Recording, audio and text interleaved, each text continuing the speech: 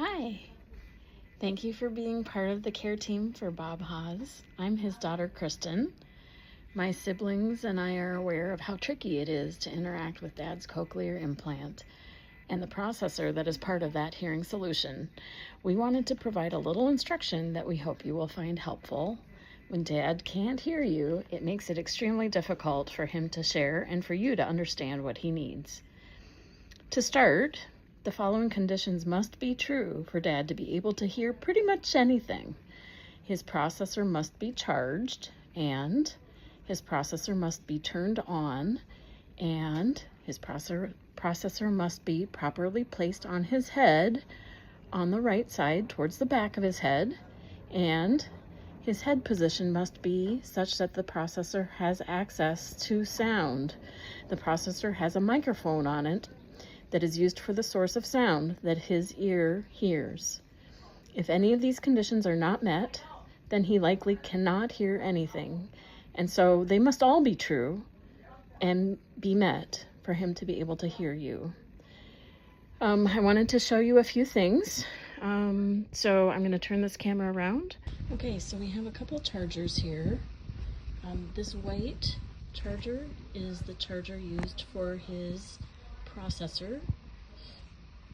This charger here, station, is a 3-position charging station.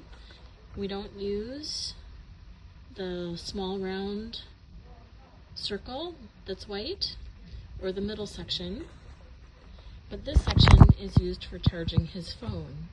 So his phone here just gets placed on here.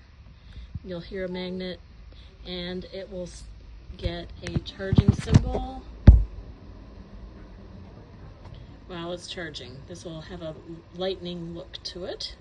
Okay, but the main one we're talking about here, this is for his processor for his cochlear implant. So the processor itself is this piece. This attaches by this magnet here to his head, and so there's a black side and there's a tan side, or gray. So when you charge it, it needs to be black side up. And you can see when it's correctly charging, there's an amber light. When the base has power, we see this light here. And so if I remove it, you can see that remains. If the processor's not in the correct position, the amber light will go away. And so you need to look for the amber light. Also, when it's completely charged, the amber light will go out.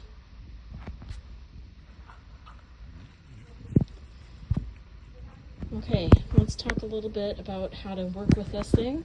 So this has on the gray side, this is, you can see the microphone section here. So this is what we would call the gray side up, or this is the front. I would call this the back, and this has the magnet again that attaches to his head. This has a button that you can feel it kind of detent when you press in the center, and I'll see if I can make it loud enough if it will sound in this video.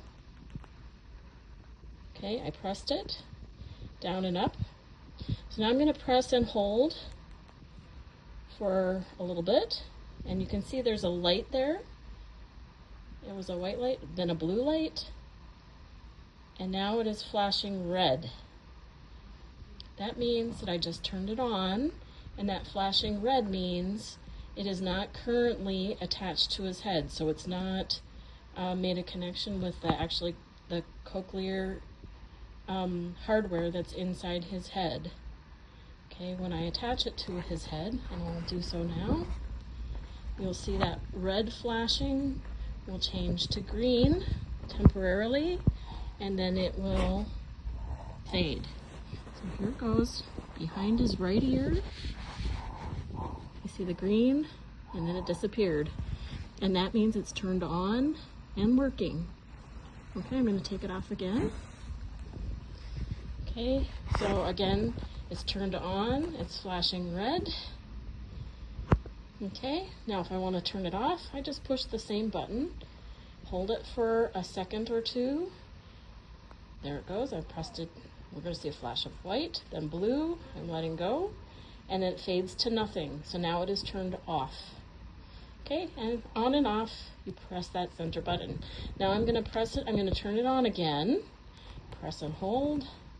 See, white and then blue. I'm letting go. It was blue and then white. Okay, and now it's flashing red. Now I wanna see how much charge this has on it. And so the way to do that is you start with it turned on. I'm gonna press and release the same button, but I'm not gonna hold it. I'm just gonna press and release, and we're gonna look for the sequence of flashing colors immediately after. Press and release, green, green, and now flashing red.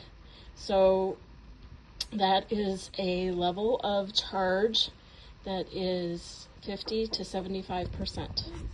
So when you're checking the charge level on the processor, the sequence of flashing colors will mean the following. So if you see one green flash, it means it is 75 to 100% charged. If you get two green flashes, it is 50 to 75% charged.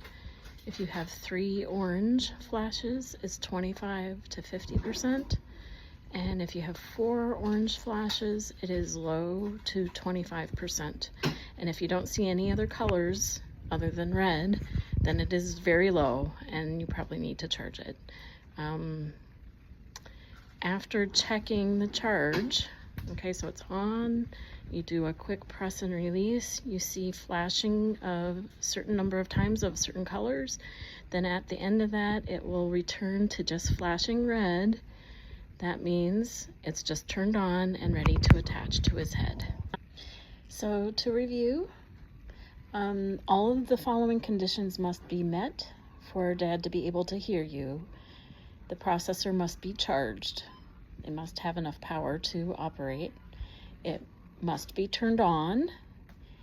It must be properly placed on his head. It's on the right side towards the back, and there is a magnet that will positively attach to his head when the processor is placed in that vicinity.